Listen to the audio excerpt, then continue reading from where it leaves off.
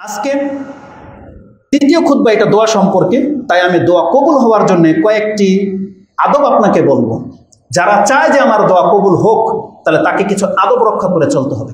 সেই আদবগুলোর মধ্যে একটা আদব হচ্ছে এই, বহু মানুষ রয়েছে যারা দোয়া করে তাড়াহুড়া করে।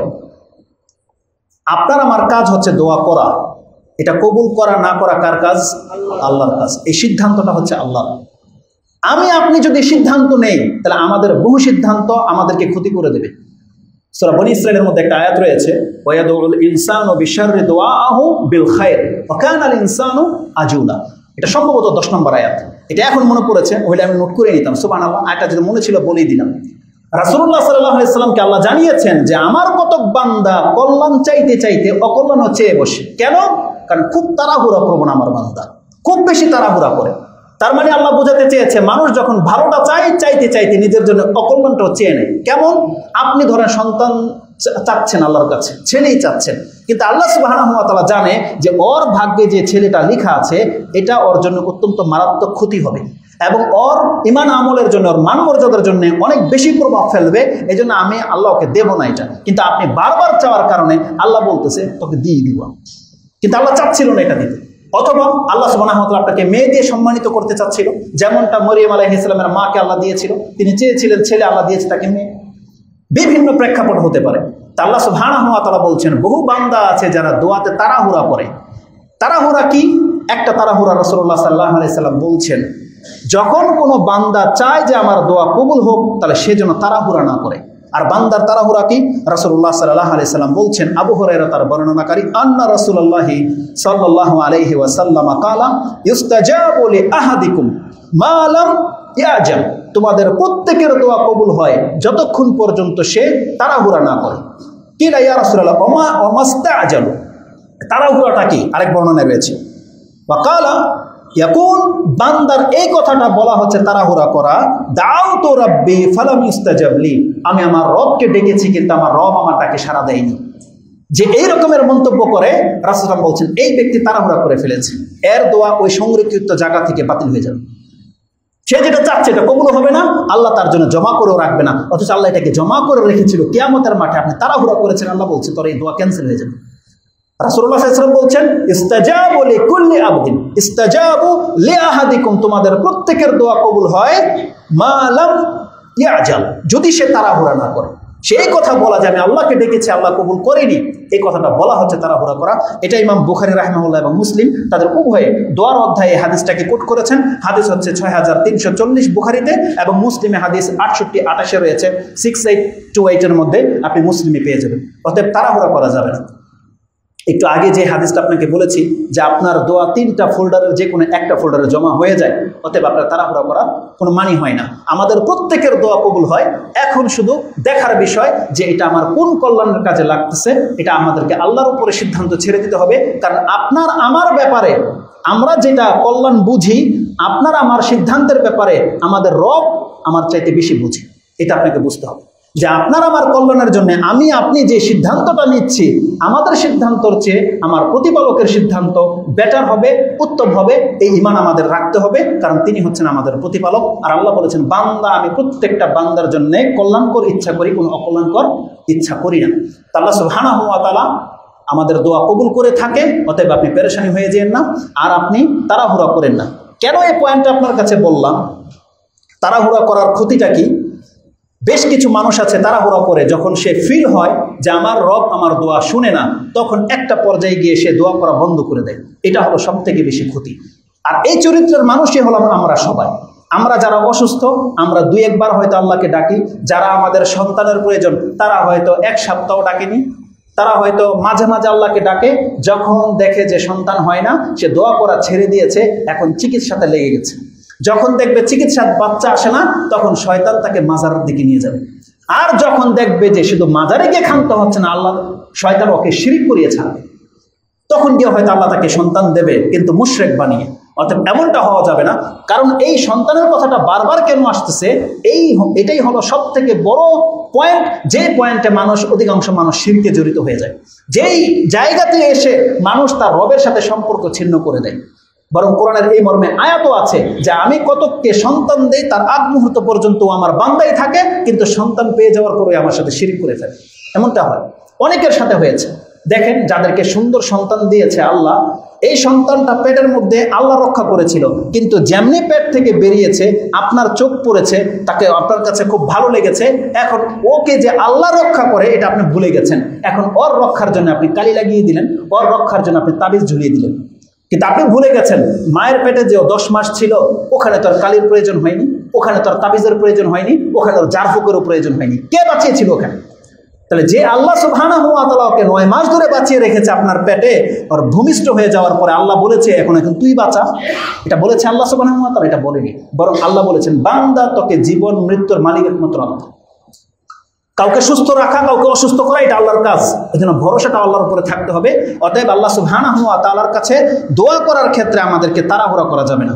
মুসলিমে বর্ণনাটা এভাবে এসেছে, রাসূলুল্লাহ সাল্লাল্লাহু আলাইহি ওয়াসাল্লাম বলছেন, কিলা ইয়া রাসূলুল্লাহ মাল ইস্তিজাল, তাড়াহুড়া প্রবণতাটা কি? কালা ইয়াকুলু কাদ দাআউতু ওয়া কাদ দাআউতু, আমি তো আল্লাহকে ডেকেছি, আমি তো আল্লাহকে ডেকেছি, ফালাম আরা ইয়াস্তাজিবু লি, কিন্তু আমি দেখতে পাচ্ছি না যে আল্লাহ আমার ডাকে সাড়া দিয়েছে, আমি দেখতে পাচ্ছি না।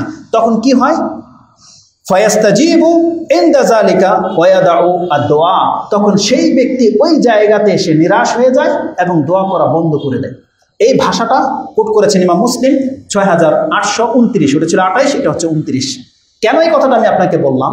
একটা মানুষ যখন লাগাতার কিছুদিন ডাকতে থাকে, একটা পর্যায়ে তার দোয়ার মান কমতে থাকে, সে পেরেশান হয়ে যায়, হতাশ হয়ে যায়, হতাশ হয়ে দিয়ে এক পর্যায়ে সে দোয়া করাই বন্ধ করে দেয়। এটা হলো আল্লাহর সাথে তার বান্দার সম্পর্ক কেটে যাওয়া। এখন সে অন্যদিকে মোড় নেবে, এটা হতে দেওয়া যাবে না। বরং এটা এমন একটা নিন্দনীয় ব্যাপার যে কোনো ব্যক্তি আল্লাহর ইবাদত করবে আর এক পর্যায়ে এসে আল্লাহ সুবহানাহু ওয়া তাআলা থেকে মুখ ফিরিয়ে নেবে, এটা আল্লাহ কোনোদিন পছন্দ করে না। এই হাদিসের শব্দের মধ্যে একটা চমৎকার শব্দ রয়েছে। কি আছে? রাসূল সাল্লাল্লাহু আলাইহি ওয়াসাল্লাম বলছেন ফায়াস্তাহসিরু, সে বান্দা অপারগ হয়ে যায়, নিরাশ হয়ে যায় বা ক্লান্ত হয়ে যায়। ফায়াস্তাহসিরু, এই শব্দটা যখনই আমি দেখেছি, আমার অনেক দিন আগের একটা বক্তব্য ছিল যে আল্লাহ সুবহানাহু ওয়া তাআলার বন্দেগী করার ক্ষেত্রে আমাদের কেমন হওয়া উচিত, তাতে ফেরেশতাদের একটা চরিত্র আমি কোট করেছিলাম। ওই কথাটা মনে হয়ে গেছে আলহামদুলিল্লাহ। আয়াতটা আমি খুঁজে বের করেছি, সেই আয়াতটা সূরা আম্বিয়াতে আছে। সূরা আম্বিয়ার 19 এবং 20 নম্বর আয়াতে আল্লাহ ফেরেশতাদের চরিত্র আমাদের কাছে তুলে ধরেছেন যে তোমাদেরকে আমি সৃষ্টি করেছি আমার ইবাদতের জন্যে। কেমন হতে হবে তোমাদের চরিত্র? তোমরা আমার মালাইকাদেরকে দেখো, ফেরেশতাদেরকে দেখো যে ওরা আমার ইবাদত কিভাবে করে। মালাইকাদের গুণ বর্ণনা করে আল্লাহ সুবহানাহু ওয়া তাআলা আমাদেরকে জানাচ্ছেন ওয়ালাহু মান ফিস সামাওয়াতি ওয়াল আরদ, যে আছে আকাশ এবং জমিনে সব হচ্ছে আল্লাহর।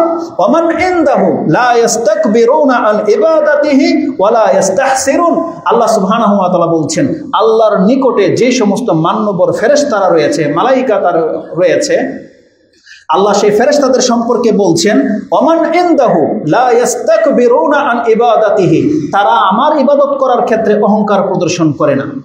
এই দেখেন দোয়ার ক্ষেত্রেও এই অহংকারের কথাটাই আছে। কোথায় আছে? যেটা গত খুতবায় পাস হয়ে গেছে, চাচ্ছিলাম না সেই আয়াতটা উল্লেখ করতে, কিন্তু রিলেটেড বলতেই হবে আমাকে। সেটা হচ্ছে সূরা গাফির 40 নম্বর সূরার 60 নম্বর আয়াতে আল্লাহ বলছেন ওয়া ক্বালা রাব্বুকুম উদউনি আস্তাজিব লাকুম ইন্নাল্লাযীনা ইস্তাকবিরুনা আন ইবাদাতি সায়াদখুলুনা জাহান্নামা দাখিরিন, তোমার রব বলেছে আমাকে ডাকো, আমি তোমাদের ডাকে সাড়া দেব। তারপর আল্লাহ বলছেন ইন্নাল্লাযীনা ইস্তাকবিরুনা আন ইবাদাতি, এখানে আল্লাহ বলেছেন যেই ব্যক্তি আমার ইবাদত করার ক্ষেত্রে অহংকার প্রদর্শন করে খুব শীঘ্রই আমি তাকে জাহান্নামে নিক্ষেপ করব। তাহলে দোয়ার এগেইনস্টে দোয়া না করাটাকে আল্লাহ অহংকারী বলেছেন। যারা আল্লাহকে ডাকে না তারা প্রত্যেকটা হচ্ছে অহংকারী এবং আল্লাহ সুবহানাহু ওয়া তাআলার সাথে মুখ ফিরিয়ে আছে। আল্লাহ বলছেন এটা আমার মালাইকাদের চরিত্র নয়, যারা সম্মানিত ফেরেশতা এটা তাদের চরিত্র নয়। আল্লাহ কি বলেছেন? ওমান ইনদাহু লা ইস্তাকবিরুনা আন ইবাদাতি, তারা আল্লাহর সামনে ইবাদত করাটাকে তারা অহংকার প্রদর্শন করে না। এর ডিটেলস ব্যাখ্যা বলেছিলাম যে ফেরেশতাদের কাছে অহংকার শব্দটা কেন বলা হয়েছে। আপনি যদি জানেন জিবরিল আলাইহিস সালামের অস্তিত্ব সম্পর্কে বলা হয়েছে তারা 600টা ডানা, আর একটা ডানা আকাশ এবং জমির মাঝে যতটা গ্যাপ ততটা ভরে যাবে।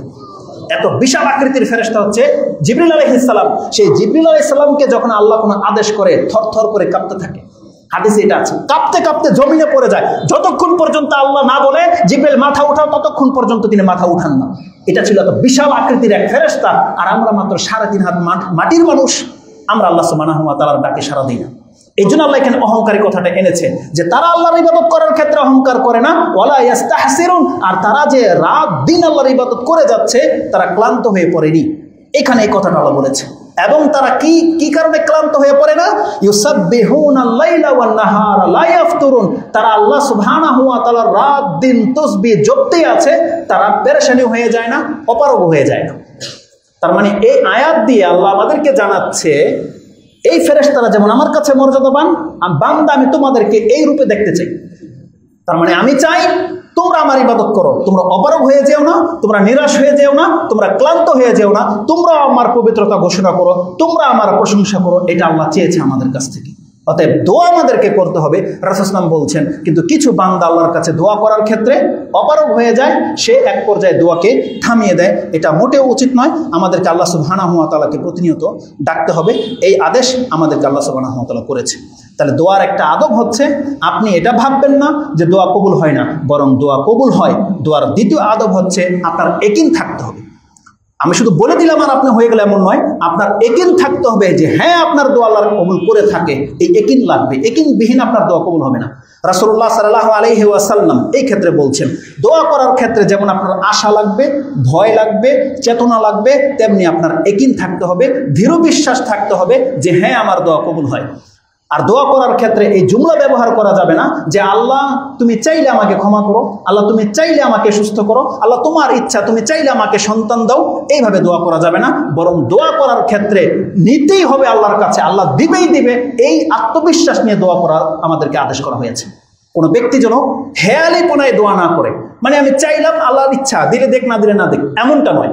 বরং আল্লাহ সুবহানাহু ওয়া তাআলাকে কেউ অপারগ করতে পারে না। আল্লাহ যদি কারো কাছ থেকে মুখ ফিরিয়ে নেয়, তাকে দেওয়ার মতন পৃথিবীতে দ্বিতীয় কোনো সত্তা নেই। অতএব আমাদের পাওয়ার একটাই রাস্তা, একটাই জায়গা, একটাই আশ্রয়স্থল, সেটা হচ্ছে আল্লাহ সুবহানাহু ওয়া তাআলা।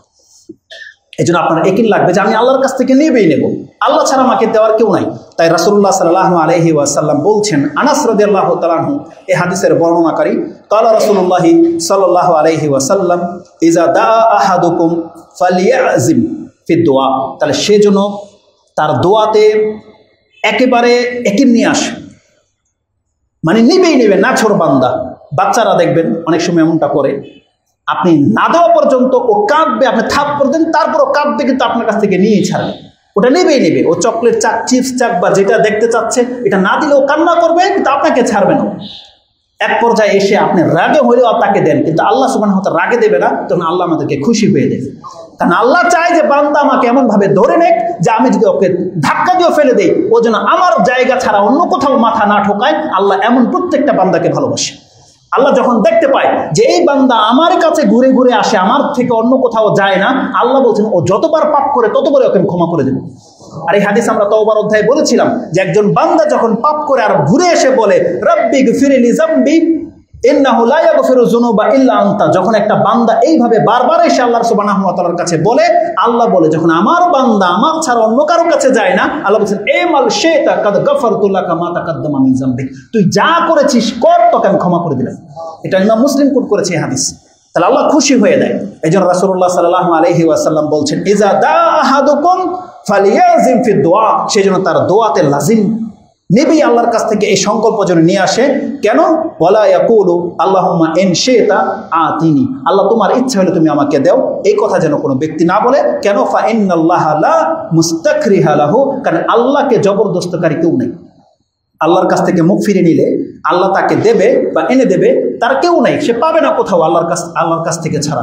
এটা ইমাম মুসলিম কোট করেছেন, হাদিস 6704 এবং আরও কিছু ভাষা রয়েছে যেটা বুখারী এবং মুসলিমে রয়েছে।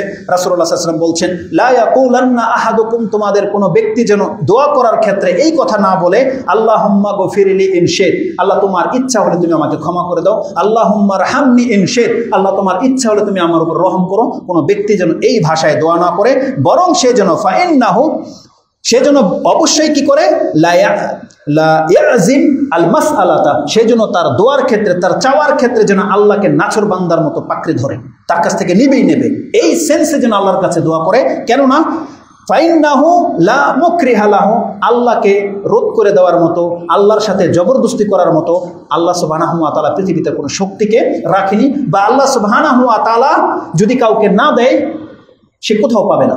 এই সেন্সে এই ভাষাগুলো রয়েছে। মুসলিমের আরেকটা বর্ণনা খুব চমৎকার রয়েছে, সেই বর্ণনাতে রাসূলুল্লাহ সাল্লাল্লাহু আলাইহি ওয়াসাল্লাম বলছেন, দেখো তোমরা আল্লাহর কাছে চাইতেই থাকো, তুমি যেটা আল্লাহর কাছে চাচ্ছ আল্লাহ যদি তোমাকে এটা দিয়ে দেয়, এটা আল্লাহর কাছে বড় কোনো ব্যাপার নয়। পুরো পৃথিবীর মালিক যদি আল্লাহ তোমাকে বানিয়ে দেয়, আল্লাহর কাছে এটা সামান্য কিছু।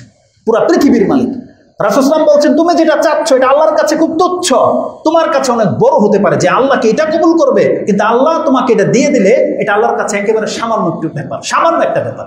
যেখানে পুরো পৃথিবীটা আল্লাহর কাছে একটা মশার দানা, তার সমতুল্য রাসূল সাল্লাল্লাহু আলাইহি ওয়াসাল্লাম বলেনি, বলছে তার সমতুল্য এটা পুরো পৃথিবী। রাসূলুল্লাহ সাল্লাল্লাহু আলাইহি ওয়াসাল্লাম বলছেন, ওয়ালিউজিম আর রাগবাতা, তুমি আল্লাহর কাছে চাওয়ার ক্ষেত্রে তোমার আগ্রহটাকে একবারে দৃঢ় করে নাও, যে তুমি আল্লাহর কাছ থেকে নেবে। কেন? ফা ইন্নাল্লাহা লা ইয়াতাআযামু, আল্লাহর কাছে বড় কোনো বিষয় নয়, শাইউন আতাহু, যদি তোমাকে কোনো কিছু দিয়ে দেয় এটা আল্লাহর কাছে বড় কোনো বিষয় নয়। এটা ইমাম মুসলিম কোট করেছেন 6705 নম্বরে, এবং আরেকটা বর্ণনায় মুসলিমে তার পরের হাদিসে এনেছেন, ফা ইন্নাল্লাহা সামিউন মা শাআ, দেখো আল্লাহ যা ইচ্ছা তাই করে। তুমি দোয়া করবে, এখন আল্লাহর ইচ্ছা, আল্লাহ যা খুশি তা করবে তোমার সাথে, তোমার কোনো অধিকার নাই, কিন্তু আল্লাহ যা খুশি তা করতে পারে। মা শাআ লা মুকরিহা লাহু, কারণ তার উপরে জবরদস্তিকারী কেউ নেই। তার মানে এই হাদিসগুলো পরে এসেছে। আমি যে তথ্যটা আপনাকে দিতে চাচ্ছি, আপনি আল্লাহর কাছ থেকে নিবেন, এই আত্মবিশ্বাস নিয়ে দোয়া করবেন। এটা আপনি ভাববেন না যে আমি আল্লাহ দোয়া করে দিয়েছি তোমার ইচ্ছা, এমন নয়। বরং আল্লাহ এমন ব্যক্তিকে পছন্দ করে না।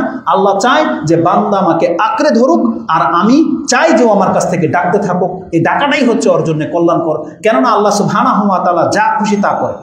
অতএব আপনাকে প্রথমেই জ্ঞান দিয়ে দেওয়া হয়েছে যে আপনার দোয়া 3টা রূপের যে কোনো একটা জায়গায় জমা হয়ে যাচ্ছে। আপনি নিরাশ হয়ে যেন না, অপারগ হয়ে যেন না, আপনি আল্লাহ সুবহানাহু ওয়া তাআলাকে ডাকতেই থাকেন। তাহলে একটা আদব বলেছি যে আপনি তাড়াহুড়া করেন না, আপনি তাড়াহুড়া করে দোয়া বন্ধ করে দিবেন, এটা আপনার উচিত নয়। এবং দোয়ার ক্ষেত্রে আপনি এমনটা শিথিল হবেন না যে আল্লাহ ইচ্ছা হলে কবুল করবে, ইচ্ছা হলে করবে না, এমনটা নয়। বরং আপনি আল্লাহর কাছ থেকে নেবেন, এই আত্মবিশ্বাস নিয়ে আপনি আল্লাহর কাছে দোয়া করবেন। তৃতীয়, দোয়ার ক্ষেত্রে আপনার ইখলাস থাকতে হবে, এটা অত্যন্ত জরুরি। আজকে আমরা দোয়া তো করি কিন্তু ইখলাস নাই। আমাদের যে দোয়াতে ইখলাস না, একটা নমুনা দেখাবো। এই যে আমাদের সমাজে 5 ওয়াক্ত নামাজের পরে যে দোয়া করা হয় না, ইমাম সাহেব আসসালামু আলাইকুম ওয়া রাহমাতুল্লাহ, আসসালামু আলাইকুম ওয়া রাহমাতুল্লাহ, বিরহমাতিকা ইয়া আরহামার রাহিমিন, এ কি বলছে আপনিও শুনেন না, ও নিজেও জানে না।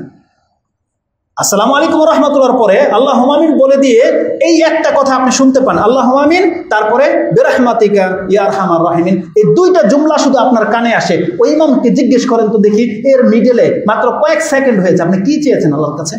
কি চেয়েছেন? রাগবা নাই, মানে আল্লাহর কাছ থেকে পাওয়ার আশা। আমি যখন আল্লাহর কাছে হাত উঠিয়েছি, আমি লম্বাভাবে আল্লাহকে ডাকবো, আমাদের চরিত্রের মধ্যে এটা পাওয়া যায় না। অথচ মুহাম্মদুর রাসূলুল্লাহ সাল্লাল্লাহু আলাইহি ওয়াসাল্লাম বদরের যুদ্ধের দিন, যুদ্ধ চলবে, রাসূল সাল্লাম নামাজে, তখন দোয়া করতেছে, তার কাঁধ থেকে চাদর পড়ে গেছে, রাসূল সাল্লামের খবর নেই। আবু বকর রাদিয়াল্লাহু তাআলা এসে তার চাদর উঠিয়ে দিয়ে বলছে, ইয়া রাসূলুল্লাহ যথেষ্ট হয়ে গেছে, আপনার দোয়া যথেষ্ট হয়ে গেছে, এবার ক্ষান্ত হন। রাসূল সাল্লামের খবর নেই, দোয়া করতে আছে। এটা ছিল মুহাম্মদ রাসূলুল্লাহ সাল্লাল্লাহু আলাইহি ওয়াসাল্লাম। তিনি রাতে দাঁড়ালে আল্লাহ সুবহানাহু ওয়া তাআলার কাছে খবরে থাকতেন, তার পা ফুলে যেত। কিন্তু আমরা 2-1টা জুমলা বাস একবার হয়তো আল্লাহকে বলি, আল্লাহুম্মা গফিরলি, এতটাই বলি। আমাদের জনম ভরে 60-70 বছর হয়ে গেছে আমরা সালাত আদায় করি, ওই সেজদা মাত্র 3টা তাসবিহ, সুবহান রাব্বিয়াল আলা 3 বার বাস। অথচ 10টা দোয়া আছে, 10টা তাসবিহ আছে। কোরআনের পৃষ্ঠায় আপনার জন্য দোয়া রাখা হয়েছে, কিন্তু আপনার তৌফিক হয় না যে এই দোয়াগুলি দিয়ে আপনি আল্লাহকে ডাকবেন। কেন হয় না এটা? আমাদের আশ্বাস নাই আল্লাহর কাছে যে আমরা নেব, দৃঢ়তা নাই। অথচ দোয়াটাকে বলা হয়েছে আমাদের অস্ত্র। এটা এমন একটা অস্ত্র, পুরো পৃথিবী যদি আপনাকে ঘিরে নেয়, আপনার কাছে এমন একটা পাওয়ারফুল অস্ত্র আছে যেটা ব্লাস্ট করে দিতে পারলে সমস্ত কিছু ধ্বংস হয়ে যাবে, আপনাকে কেউ মারতে পারবে না। সেটা হচ্ছে দোয়া। ইউনূস আলাইহিস সালাম পুরো মাছটাকে গিলে ফেলেছে, কিছুই নাই বাঁচার মতো, শুধুমাত্র একটা জুমলা তিনি বলে দিয়েছে, এই জুমলা তাকে মাছের পেট থেকে বের করে দিয়েছে। ইব্রাহিম আলাইহিস সালাম আগুনের মিডলে, একটা জুমলা তাকে আগুন থেকে, আগুন পুরো তার জন্য জান্নাত হয়ে গেছে। এই দোয়া আপনার আমার মধ্যে রেখে দিয়েছে আল্লাহ। এই দোয়া আল্লাহ বলছেন, বান্দা তোমার প্রয়োজন তুমি এটাকে কাজে লাগাও, দেখো তোমার সমস্ত কিছু আহসান হয়ে যাবে। এটা আল্লাহ চেয়েছে। রাসূলুল্লাহ সাল্লাল্লাহু আলাইহি ওয়াসাল্লাম বলেছেন, দোয়াতে আমাদের ইখলাস লাগবে। সেই জন্য আল্লাহ সুবহানাহু ওয়া তাআলা কোরআনের একটা আয়াতে আমাদেরকে এইভাবে বলেন, সূরা গাফির 40 নম্বর সূরার 14 নম্বর আয়াতে বলছেন, ফাদুল্লাহ মুখলিসিনা লাহুদ্দিন ওয়ালাউ কারিহাল কাফিরুন, কাফেররা অপছন্দ করে, তোমরা একনিষ্ঠ বান্দারা যে সরাসরি আল্লাহর কাছে চাও, এটা কাফের মুশরিকরা অপছন্দ করে। কাফেররা চায় তোমরা আল্লাহকে ডাইকো না, মুশরিকরা চায় তোমরা বাবার মাধ্যমে আল্লাহর কাছে চাও। কিন্তু আমরা তাওহীদবাদীরা বলি একমাত্র সরাসরি প্রত্যেকটা মুসলিম যেন আল্লাহর কাছে চায়। ডাইরেক্ট আল্লাহর কাছে চাইবে। আল্লাহ এই কথাটাই বলেছে, ফাদুল্লাহ, তোমরা আল্লাহকে ডাকো, মুখলিসিনা লাহুদ্দিন, তোমার দিনকে খালেস করে দিয়ে, ওয়ালাউ কারিহাল কাফিরুন, কাফেররা যদিও তোমার এই আচরণকে অপছন্দ করে, কাফেররা অপছন্দ করে, মুসলিমরা নামাজ দাঁড়ালে অপছন্দ করে, আল্লাহ বলছেন তুমি আল্লাহকে ডাকো, এটা আল্লাহ পছন্দ করে। ইখলাস থাকতে হবে। সর্বশেষ হাদিস, যেহেতু লম্বা হয়ে যাচ্ছে, সর্বশেষ হাদিস এই বক্তব্যের, সেটা হচ্ছে রাসূলুল্লাহ সাল্লাল্লাহু আলাইহি ওয়াসাল্লাম বলছেন, তোমরা প্রত্যেক ব্যক্তি কান খাড়া করে শোনো, যে চায় যে আমার দোয়া কবুল হোক, তাহলে আপনার অন্তরটাকে ওইভাবে প্রস্তুত করে নেন। ইমাম তিরমিজি হাদিসটাকে কোট করেছেন, আবু হুরায়রা তার বর্ণনাকারী, কালা রাসূলুল্লাহ সাল্লাল্লাহু আলাইহি ওয়াসাল্লাম উদউল্লাহ ওয়া আনতুম মুকিনুনা বিল ইজাবা, যে কথাটা আগেই বলেছি, ইয়াকিন থাকতে হবে আপনার, তোমরা আল্লাহকে ডাকো এবং সেটা কবুল হবে, এই দৃঢ় প্রত্যয় নিয়ে তোমরা আল্লাহকে ডাকো। উদউল্লাহ ওয়া আনতুম মুকিনুনা বিল ইজাবা ওয়া আলামু, তোমরা ভালো করে জেনে রাখো, ইন্নাল্লাহা লা ইউস্তাজাবু লিদুআইম মিন কলবিন লাহিনিন গাফিলিন লাহিনিন, আল্লাহ সুবহানাহু ওয়া তাআলা ওই ব্যক্তির দোয়া কবুল করেন না যেই ব্যক্তির অন্তর হচ্ছে উদাসীন, গাফেল, লাহিন। লাহিন বলতে দোয়া করে দিলাম, কবুল হলে হলো, না হলে নাই, এটা হচ্ছে লাহিন। গাফেল মানে ও যে আল্লাহকে ডাকতে হবে ও জানে না, বা ইমাম যে কি দোয়া করতেছে ও কিছুই বুঝে না, ইমাম যে বলেছে আল্লাহ আমাদেরকে মাফ করে দাও ও কিছুই বুঝে না। এই রকমের গাফেল ব্যক্তি হলে চলবে না। আর কলবিন গাফিলিন লাহিন, আমাদেরকে তিনটা রোগ থেকে অন্তরকে বাঁচাতে হবে, যে উদাসীনতা, গাফেল এবং অন্যমনস্কতা, এগুলো আল্লাহ সুবহানাহু ওয়া তাআলা পছন্দ করে না। এইভাবে দোয়া করলে কিন্তু আল্লাহ সুবহানাহু ওয়া তাআলা দোয়া করবে না। ইমাম তিরমিজি রাহিমাহুল্লাহ এই হাদিসটাকে তিনি তার দোয়ার অধ্যায়ে এনেছেন। হাদিস হতে 3479 নম্বর হাদিস এবং দোয়া আল তাবরানীতে 62তে রয়েছে। এই ছিল আজকের বক্তব্যের মূল নির্যাস, যেটা আমি আপনার কাছে ব্যক্ত করেছি, যে আল্লাহ সুবহানাহু ওয়া তাআলার কাছে দোয়া করা এটা আমাদের প্রধান অস্ত্র, আর অনেক গুরুত্বপূর্ণ একটা ব্যাপার, যেটা আমাদের জীবন থেকে মৃত্যু পর্যন্ত প্রত্যেকটা স্টেপে আমাদের দোয়ার প্রয়োজন, এটা গুরুত্বের কথা বলেছি। দ্বিতীয়ত দোয়ার আদবের ক্ষেত্রে বলেছি, আপনি যত বেশি আল্লাহকে ডাকেন আপনার দোয়া তিনটার যে কোনো একটা রূপ নিয়ে কবুল হয়ে থাকে, এবং আপনি তাড়াহুড়া করতে পারবেন না, এবং দোয়া করবেন একিনের সাথে, আপনার দোয়া আল্লাহ কবুল করবেই করবে, এই দৃঢ় বিশ্বাস নিয়ে ডাকবেন। যেখানে আল্লাহ শয়তানের দোয়া কবুল করেছে, আপনার দোয়া কেন কবুল করবে না? আপনি তো আল্লাহর বান্দা। ইনশাআল্লাহ এই পয়েন্টটা বাকি থাকবে, নেক্সট খুতবাতে আমরা ওগুলো আলোচনা করব। আল্লাহ সুবহানাহু ওয়া তাআলা যেন এই কথাগুলো বোঝার এবং এই কথাগুলোকে মেনে নেওয়ার এবং এই কথাগুলোর প্রতি আমল করার জন্য আমাদেরকে তৌফিক দান করে। আমাদের একটা মাত্র রাস্তা, আমাদেরকে বাঁচানোর মতো কোনো শক্তি যদি থেকে থাকে, তিনি আমাদের প্রতিপালক আছেন, অন্য কেউ আমাদেরকে বাঁচাতে পারে না। আমাদের এগেইনস্টে যে আমাদেরকে নিয়ে কত ষড়যন্ত্র করা হচ্ছে, সেটা আমাদের রাষ্ট্র বলেন, আমরা মুসলিম, আমাদের ধর্মকে নিয়ে বলেন, শুধুমাত্র আমাদের রব যদি আমাদেরকে সে অকল্যাণ থেকে যদি না বাঁচাতো, এতদিন আমরা পৃথিবী থেকে হালাক হয়ে যেতাম। মুহাম্মদ রাসূল সাল্লাল্লাহু আলাইহি ওয়াসাল্লাম এই কথাটাই বলেছিল বদরের দিন, আল্লাহ যদি এই কয়েকটা লোককে তুমি আজকে হালাক করে দাও, তো এই জমিনে তোমার ইবাদত করার মতন কেউ বাকি থাকবে না। ওই দোয়া এখন আমাদের আহলে হাদিসদের বা কোরআন এবং সুন্নাহর ভাইদেরকে করা উচিত আল্লাহর কাছে, যে বাংলার জমিন থেকে আল্লাহ যদি আমাদেরকে তুমি হালাক করে দাও, এই জমিনে তাওহীদকে প্রতিষ্ঠা করার মতন কেউ বাকি থাকবে না। আমাদেরকে দোয়া করতে হবে, আমাদের আলেমদের জন্য দোয়া করতে হবে। আজকে যে সমস্যা দেখা দিয়েছে, হক কথা বললে যদি গুম হয়ে যাওয়া লাগে, তাহলে এটা আমাদের আলেমদের জন্য আমরা বেশি ভয় করি। যারা তাওহীদের কথা বলে, যারা শিরক বিদআতের বিরুদ্ধে স্পষ্ট ভাষায় বক্তব্য করে, তাদের নিরাপত্তা আমাদের জন্য একান্ত কাম্য। অতএব আমাদের অন্তর খুলে আমাদের শেখদের জন্য দোয়া করতে হবে, আমাদের আলেমদের জন্য দোয়া করতে হবে। আল্লাহ যারা তোমার পথে আমাদেরকে ডাকে, যারা আমাদেরকে তাওহীদ শিখায়, যারা আমাদেরকে দ্বীনের উপরে অটলতা শিখায়, আল্লাহ তুমি তাদেরকে হেফাজত করো, যে কোনো অনিষ্ট থেকে তুমি তাদেরকে হেফাজত করো। এবং যারাই তাদের সাথে শত্রুতা রাখবে, আল্লাহ তুমি তোমার পক্ষ থেকে আল্লাহ তাদের পক্ষ হয়ে তুমি ওদেরকে থামিয়ে দেবে এবং তুমি তাদেরকে হেফাজত করবে। আল্লাহ তার সাথে তুমি আমাদেরকে তাদের সঙ্গী করার তৌফিক দান করো। আমরা যেন আমাদের আলেমদের সাথে থাকতে পারি, আমরা যেন তাদেরকে শক্তি যোগাতে পারি, এবং বাংলার জমিনে কিভাবে তাওহীদ প্রতিষ্ঠা হবে, আল্লাহ তুমি আমাদের জন্য সে রাস্তাকে সহজ করে দাও, এবং গণ্যমান্য নেতৃস্থানীয় ব্যক্তিদেরকে তুমি আল্লাহ তোমার দ্বীনের দিকে ঝুঁকিয়ে দাও, যাদের মাধ্যমে দ্বীন শক্তিশালী হবে। এবং যে কোনো অনিষ্ট থেকে আল্লাহ তুমি আমাদেরকে রক্ষা করো। ইয়া রাব্বাল আলামিন। সুবহান রাব্বিকা রাব্বিল ইজ্জাতি আম্মা ইয়াসিফুন ওয়া সালামুন আলাল মুরসালিন ওয়ালহামদুলিল্লাহি রাব্বিল আলামিন। আসসালামু আলাইকুম ওয়া রাহমাতুল্লাহি ওয়া বারাকাতুহু।